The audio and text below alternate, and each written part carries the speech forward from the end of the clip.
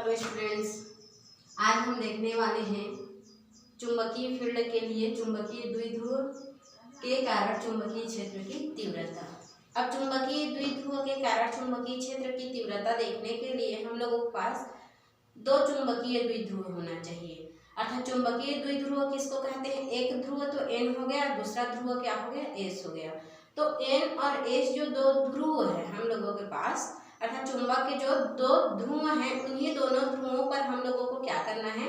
तो चुंबकीय क्षेत्र की तीव्रता, उसकी तीव्र मात्रा को ज्ञात करनी है कि वो कितने तीव्र मात्रा में क्या होते हैं, चुंबक को क्या कर सकते हैं, चुंबकीय फील्ड की उत्पत्ति कर सकते हैं, यहाँ चुंबकीय क्षेत्र उत्पन्न हो सकते हैं।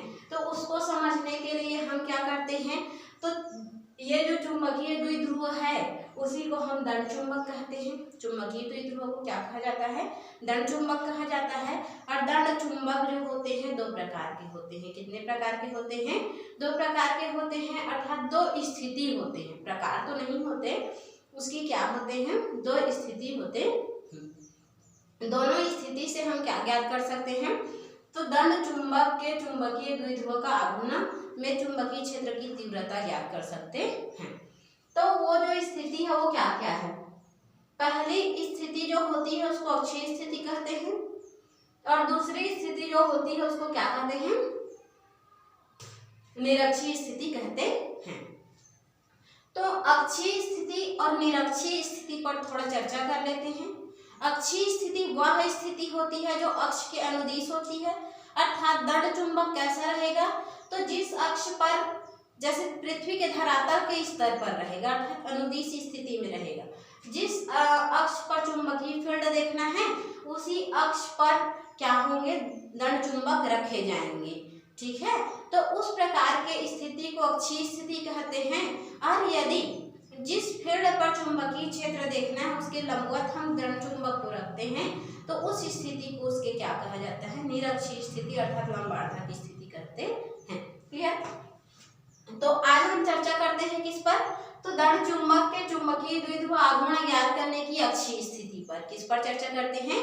तो अक्षीय स्थिति पर चर्चा करते हैं। अक्षीय स्थिति को हम लोग एंड ऑन पोजीशन कहते हैं। एंड ऑन पोजीशन मतलब जिस अक्ष पर चुंबकीय दंड चुंबक रखा गया है उसी अक्ष पर हम लोगों को एंड पॉइंट मिलेगा, अर्थात जो है मैग्नेटिक फील्ड की पोजीशन जहां उत्पन्न होगी उसी पोजीशन पर होगी।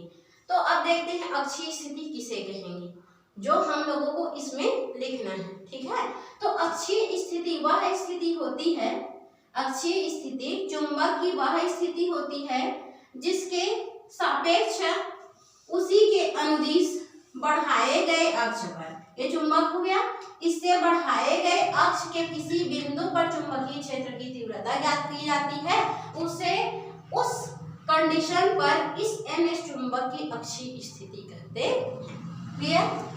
तो यहाँ जो NS दंड चुंबक होती है उस NS दंड चुंबक के सापेक्ष उसी के दिशा में बढ़ाए गए अक्ष के किसी बिंदु पर मैग्नेटिक फील्ड चुंबकीय क्षेत्र की तीव्रता ज्ञात करना ही इस मैग्नेट के लिए क्या होगी? अक्षीय स्थिति कहलाएगी। लिख सकते हो इतना, है ना? तो अक्षीय स्थिति में क्या लिखना है इसको फिर से सुन लो एक बार। तो किसी भी दंड चुंबक के सापेक्ष उस दंड चुंबक के अनुदिश बढ़ाए गए अक्ष के किसी भी बिंदु पर चुंबकीय क्षेत्र ज्ञात करना उस दंड चुंबक के सापेक्ष अक्षीय स्थिति में माना जाता है। तो इसको हम लोगों ने जान लिया, इसका थ्योरी, तो उसका अर्थात करके हम लोग डायग्राम भी निकाल लिए। तो किसी भी दंड चुंबक मतलब NS दंड चुंबक, माना कि वह दंड चुंबक क्या है? NS है, माना कि NS एक क्या है? दंड चुंबक है। माना कि NS क्या है? एक दंड चुंबक है जिसके केंद्र बिंदु से, जिसके केंद्र बिंदु O से चुंबक के अनुदिश, चुंबक के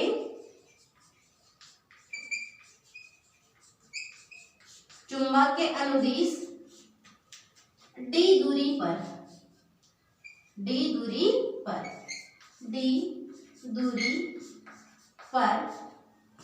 कोई बिंदु P है, कोई बिंदु क्या है? P है। कोई बिंदु P है जिस पर बिंदु P जिस पर हमें चुंबकीय क्षेत्र की तीव्रता ज्ञात करना है, जिस पर हमें चुंबकीय क्षेत्र की तीव्रता ज्ञात करनी है।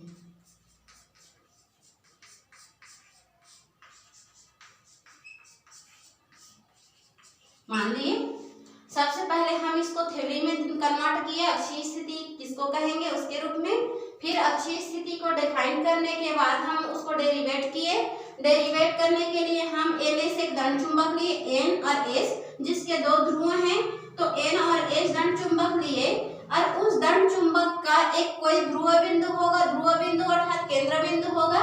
उस ध्रुव बिंदु अर्थात केंद्र बिंदु को O से शो किया जाता है।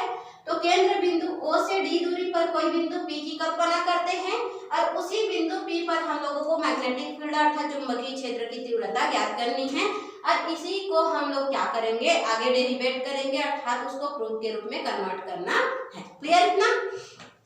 तो इतना कर लिए, फिर क्या करना है? अब इतना तो लिख लिए, लेकिन हम जानते हैं चुंबकीय आघूर्ण से कि दंड चुंबक की प्रभावी लंबाई ध्रुव से इधर के साइड L होती है और पुनः इधर के साइड L होती है, अर्थात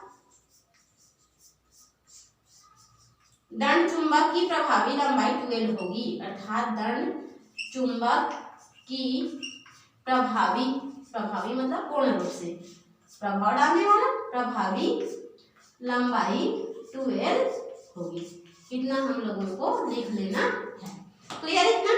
तो आप देखो द्विध्रुव पर क्या बोलता है, चुंबकीय द्विध्रुव के कारण, दोनों ध्रुवों के कारण हम लोगों को क्या निकालना है? मैग्नेटिक फील्ड निकालना है।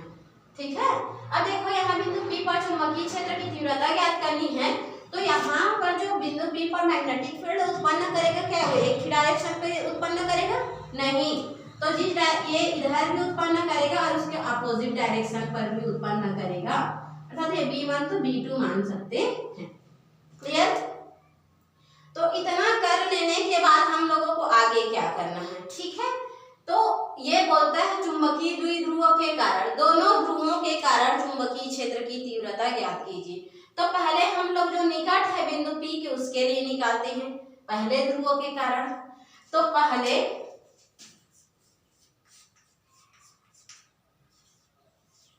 चुंबकीय या ध्रुव N के कारण लिख देती हूँ। दंड चुंबक N के कारण बिंदु P पर चुंबकीय क्षेत्र की तीव्रता, बिंदु P पर चुंबकीय क्षेत्र की तीव्रता।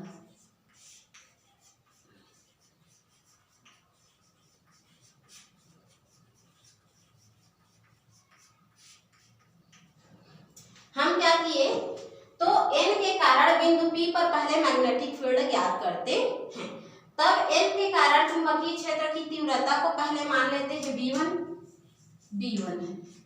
और चुंबकीय क्षेत्र की तीव्रता में हम जानते हैं क्या होता है, μ0/4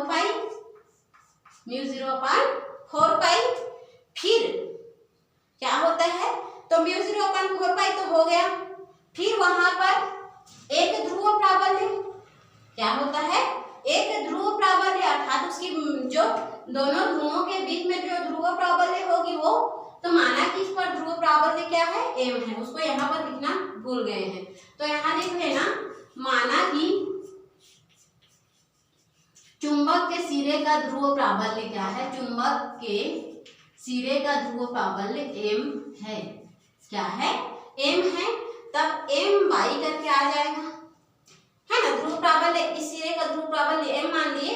और क्या करना है, अब क्या करना है, देखो इधर, तो यहाँ से जो है बिंदु एन ध्रुव के कारण बिंदु पी पर जो मैग्नेटिक फील्ड निकालना है, चुंबकीय क्षेत्र की तीव्रता निकालनी है, तो यहाँ से यहाँ तक की दूरी ज्ञात करनी पड़ेगी, क्योंकि हम जानते हैं कि चुंबकीय क्षेत्र की तीव्रता में एक ध्रुव प्राबल्य बटा बीच की लंबवत दूरी का स्क्वायर, मतलब बीच की दूरी का स्क्वायर, लंबवत नहीं बीच की दूरी का स्क्वायर।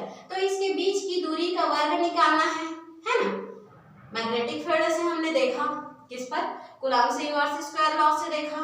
तो इस कंडीशन पर हम लोगों को यहाँ से यहाँ तक की बीच की दूरी चाहिए जो कि उपस्थित नहीं है, तो उसको कैसे निकालें, यहाँ से यहाँ तक की बीच की दूरी को कैसे निकालें, तो उसके लिए हम क्या करते हैं, इतना के दूरी में टोटल O से बिंदु P के बीच की दूरी में यदि इतना की दूरी को माइनस कर दें तो यहाँ तक की दूरी मिल जाएगी हम लोगों को। तो निकालना है NP का स्क्वायर, पहले जो निकालना है उसको लिख देते हैं, लेकिन NP का स्क्वायर कैसे निकाल सकते हैं उसको भी देख लो। पहले NP कैसे निकालेंगे, फर्दर करके लिख सकते हैं चूंकि करके। जहां NP कैसे निकाला जाएगा, N से P तक की दूरी, तो हम लोगों को तो डायरेक्ट एक आइडिया मिल रहा है, टोटल यहाँ से यहाँ तक की दूरी पता नहीं है, बट यदि यहाँ से यहाँ तक की दूरी में इतना दूरी को घटा दिया जाए तो बचा हुआ भाग हम लोगों का NP का मान हो सकता है, ठीक है ना। तो इसके लिए हम क्या किए, तो क्या किए हैं, O से P में, OP में हमने घटाया ON को, किसको घटाया, ON को, तब हम लोगों को मिल गया किसकी दूरी, NP की दूरी। इतना हम लोगों को कर लेना है, क्लियर। तो इतना किए, तो OP तक की बीच की दूरी क्या है, D है, तो यहाँ मिल गया D, और O से N तक की दूरी क्या है, माइनस है तो माइनस, और N तक की दूरी क्या है, L है तो L। यहाँ तक भी कोई डाउट नहीं।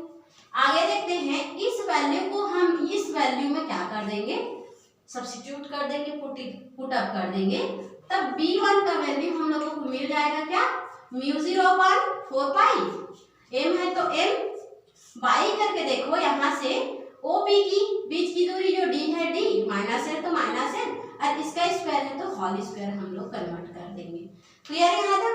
अब इसको मान लिया हम लोगों ने फर्स्ट इक्वेशन, क्या माना इसको, फर्स्ट इक्वेशन। अब देखते हैं, अब क्या देखते हैं, हम लोग इस ध्रुव के कारण चुंबकीय क्षेत्र की तीव्रता निकाल ली है।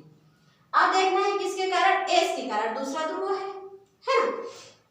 तो S ध्रुव के कारण बिंदु P पर चुंबकीय क्षेत्र की तीव्रता निकालनी पड़ेगी, क्यों, क्योंकि हम लोगों को द्विध्रुव, दोनों ध्रुव के कारण चुंबकीय क्षेत्र की तीव्रता निकालनी है, क्लियर।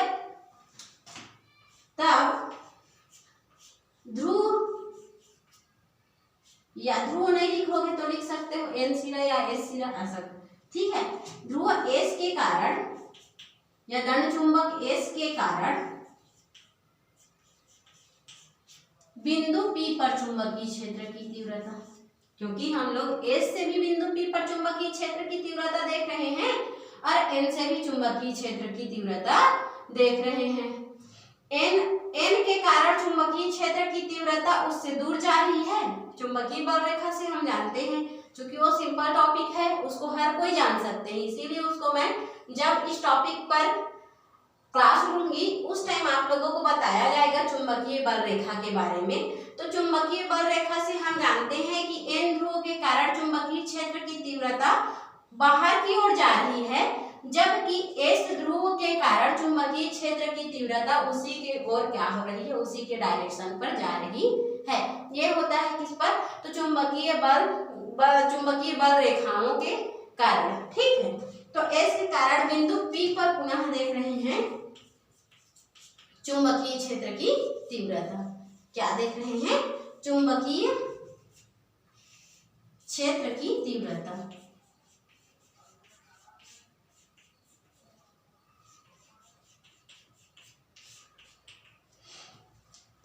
अब S के कारण बिंदु P पर चुंबकीय क्षेत्र की तीव्रता को सपोज मान लेते हैं कि B2 है, क्या है, B2 है। तब S के कारण बिंदु P पर, मतलब यहाँ से यहाँ तक के लिए मैग्नेटिक फील्ड देखना है, उसके लिए कांस्टेंट हम लोग क्या लेते हैं, μ0/4 पाई, और दूसरा इस कंडीशन पर भी ध्रुव प्राबल्य क्या मानेंगे, M ही मानेंगे, क्या मानेंगे, M ही मानेंगे, क्योंकि ध्रुव प्राबल्य क्या है, नियत है, इस कंडीशन पर है। तब यहाँ से यहाँ बिंदु S से बिंदु P के बीच की दूरी, S से बिंदु P के बीच की दूरी के लिए क्या करेंगे, डायरेक्ट वैल्यू तो नहीं दिया है, लेकिन यदि इतना में इतना वैल्यू को जोड़ देते हैं तो टोटल वैल्यू हम लोगों को गिवन अप हो जाएगा। क्लियर? तो हम क्या करते हैं, SO में या OS में पहले निकालना क्या है उसको देखो, S से P के बीच की दूरी, S P के बीच की दूरी का स्क्वायर। क्लियर? अब हम SP निकाल रहे हैं, फर्दर करके SP निकाल रहे हैं, तो SP मतलब ये OS प्लस OP क्या हो जाएगा, OS प्लस OP। यहाँ तक तो क्लियर। OS तक की बीच की दूरी है L, देखो O और S तक की बीच की दूरी है L और O से P तक के बीच की दूरी है D, तो L प्लस D। क्लियर? तो इस वैल्यू को हम फिर से क्या करते हैं, इस जहां BP का मान चाहिए वहां सब्स्टिट्यूट कर देते हैं, तब B2 का वैल्यू मिल जाता है, B2 इक्वल्स टू मिल जाता है म्यू 0/4 पाई। M के जगह तो M एज इट इज रख देना है, L प्लस D है तो BP के जगह रख देना है L प्लस D, इसका होल स्क्वायर तो इसका भी होल स्क्वायर। क्लियर? अब इसको मान लेना है सेकंड इक्वेशन। हमने M के कारण बिंदु P पर चुंबकीय क्षेत्र की तीव्रता देखा, S के कारण बिंदु P पर चुंबकीय क्षेत्र की तीव्रता देखा, बट हम लोगों को परिणामी चुंबकीय क्षेत्र की तीव्रता कहाँ मिल रही है पता है क्या? नहीं। तो उसके लिए हम लोगों को क्या निकालना पड़ेगा, तो चुंबकीय क्षेत्र की परिणामी निकालना पड़ेगा कि मैग्नेटिक फील्ड एग्जैक्ट में परिणामी कहाँ दे रहा है। ठीक,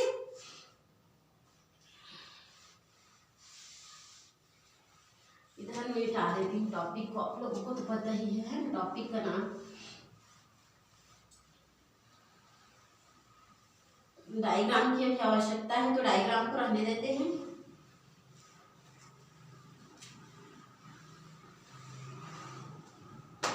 अब चुंबकीय क्षेत्र के लिए परिणामी तीव्रता देख रहे हैं, परिणामी चुंबकीय क्षेत्र की तीव्रता। तो परिणामी निकाल रहे हैं तो परिणामी को B से नोट करते हैं। ठीक है, तो B1 प्लस B2 हो जाएगा, ये B1 प्लस B2 परिणामी मतलब दोनों का एडिशन है ना। बट देखो कंडीशन क्या कहता है, तो M के कारण चुंबकीय क्षेत्र की तीव्रता B1 इधर आगे की ओर जा रही है, बट S के कारण चुंबकीय क्षेत्र की तीव्रता उत्पन्न हो रही है, वो S के तरफ आकर्षित हो रही है। तो उस कंडीशन में दोनों की दिशा क्या है, अपोजिट है, और दिशा अपोजिट होने की वजह से ये जो साइन है B2 का साइन है वो क्या हो जाएंगे, माइनस साइन में कन्वर्ट हो जाएंगे। क्लियर? आप लोगों को पता है जब कोई भी रेखा जो है अपोजिट डायरेक्शन में गति करती है तो उस डायरेक्शन के वजह से उसका साइन क्या हो जाता है, चेंज हो जाता है। दैट मीन्स ये क्या हो जाएगा, तो ये हो जाएगा B1 माइनस B2। क्यों हुआ वो तो आप लोगों को पता ही है ना, दिशा की वजह से। अब क्या करना है, B1 का मान रख देना है, तो B1 का मान हम लोगों को मिला है क्या, म्यू 0/4 पाई M बटा D माइनस L का होल स्क्वायर। फिर क्या है, माइनस तो माइनस, B2 का वैल्यू क्या है देखते हैं, तो म्यू 0/4 पाई और M बाई करके है L प्लस D का होल स्क्वायर। ये हम लोगों को आ गया परिणामी कंडीशन। ठीक है, अब इसको हम लोगों को आगे क्या कर लेना है, सॉल्व आउट कर लेना है। तो डायग्राम को मिटाना पड़ेगा क्योंकि डेरिवेशन वाला पार्ट आ रहा है। तो एक कंडीशन यहाँ देख लो कि ये जो केंद्र बिंदु ध्रुव से S तक की दूरी है वो कितना छोटा है, ये D की अपेक्षा बहुत ही छोटा है ना। तो इसीलिए जब हम L और D में कल्पना करेंगे उस टाइम क्या करेंगे, L का उपेक्षा करेंगे, इसीलिए पहले से इसको बता दी हूँ। ठीक है, फिर उसके अलावा और डायग्राम की कभी और कहीं पर आवश्यकता नहीं है। अब क्या किए हैं, तो म्यू 0/4 पाई और M दोनों में कॉमन है, दोनों में जो उपस्थित रहता है कॉमन खींच कर निकाल देते हैं। तो इसीलिए म्यू 0/4 पाई और M को कॉमन निकाल लिए। ठीक है, तो बचा क्या हम लोगों के पास, ब्रैकेट में 1/D माइनस L का होल स्क्वायर माइनस 1/D है, डी नहीं करते हैं, डी प्लस एल कर देते हैं, बिकॉज हम लोगों को फिर साइन चेंज करना पड़ जाएगा। तो डी प्लस एल का होल स्क्वायर। क्लियर? अब क्या किए, म्यू 0/4 पाई एम है उसको इट इज छोड़ दिए, यहाँ से इसका एलसीएम निकाले तो इसका मल्टीप्लाई इससे, इसका मल्टीप्लाई इससे, हर का मल्टीप्लाई हर से, जान ही रहे हो। तो इसका मल्टीप्लाई जब इससे किए तो आ गया अंश में डी प्लस एल का होल स्क्वायर, माइनस है तो माइनस एज इट इज, फिर इसका मल्टीप्लाई इससे होता है तो फिर एज इट इज हो जाएगा डी माइनस एल का होल स्क्वायर, क्योंकि 1 से मल्टीप्लाई एज इट इज 1 में होता है, उसी जो संख्या से 1 का मल्टीप्लाई करते हैं वही संख्या बच जाता है, फिर हर का मल्टीप्लाई हर से, means that D minus L का होल स्क्वायर का मल्टीप्लाई डी प्लस एल के होल स्क्वायर से किए। आगे देखते हैं, म्यू 0/4 पाई इंटू एम तो कॉमन निकला ही हुआ है, ये वाला फार्मूला देखो आप लोगों को सबको पता है, a प्लस बी का होल स्क्वायर इक्वल टू क्या होता है, d प्लस एल का होल स्क्वायर इक्वल टू हो जाएगा D square plus 2dl plus L का होल स्क्वायर, सबको पता है ना। फिर ये माइनस है तो ब्रैकेट लगा लो, फिर डी माइनस एल का होल स्क्वायर क्या हो जाएगा, डी स्क्वायर माइनस 2dl और प्लस हो जाएगा क्या, एल का स्क्वायर। ये भी क्लियर, बटा करके देखते हैं, यहाँ पर इसका भी स्क्वायर है, इसका भी स्क्वायर, टोटल का स्क्वायर लगा दो इसको, तो इसको टोटल का स्क्वायर लगाए तो हो गया क्या, डी माइनस एल और डी प्लस एल और सभी का होल स्क्वायर। क्लियर इतना तक?